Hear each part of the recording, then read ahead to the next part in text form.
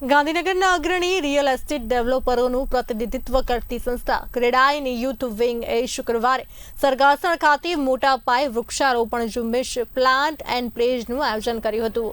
આ ઝુંબેશમાં ક્રેડાઈના સદસ્યો, સિવિક લીડર્સ, પબ્લિક ઓફિશિયલ્સ અને નાગરિકો દ્વારા ગાંધીનગર અને શહેરની આવનારી પેઢીઓ માટે હરિયાળા અને આરોગ્યપ્રદ ભવિષ્યના નિર્માણના સામૂહિક ઉદ્દેશ્યમાં યોગદાન આપવા માટે એકત્ર થયા હતા।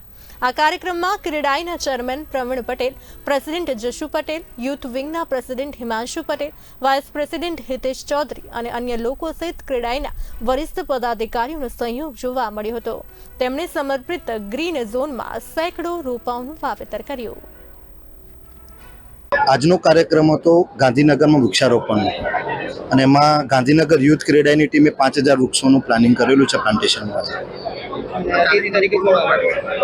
સોરી, આ કાર્યક્રમમાં ગાંધીનગરના એમએલએ હતા, રીટા મેડમ હતા, આપણા જીએસ પટેલ સાહેબ હતા, જીએમસીના બધા અધિકારીઓ હતા, જીએમસીના ટોપ લેવલના બધા વ્યક્તિઓ હતા। કેટલા વૃક્ષો રોપવાનું ટાર્ગેટ? અમારું અંદાજે 5000 વૃક્ષોનું ટાર્ગેટ છે આ વખતે।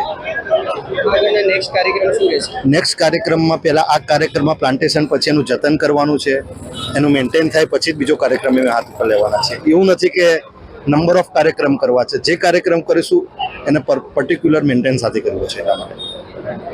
અને આ પ્લાન્ટેશન કરવાનો મેઇન ઉદ્દેશ્ય હતો કે અમે ડેવલપર છીએ, આજે જ્યારે બી અમે કોઈ બી પ્રોજેક્ટ મૂકી રહ્યા છીએ તો તે નંબર ઓફ વૃક્ષનું કટિંગ થતું હોય છે, તો જેટલું પ્રકૃતિથી અમે લઈએ છીએ એટલું પ્રકૃતિને અમે સામે આપવાનો પ્રયત્ન કરી રહ્યા છીએ।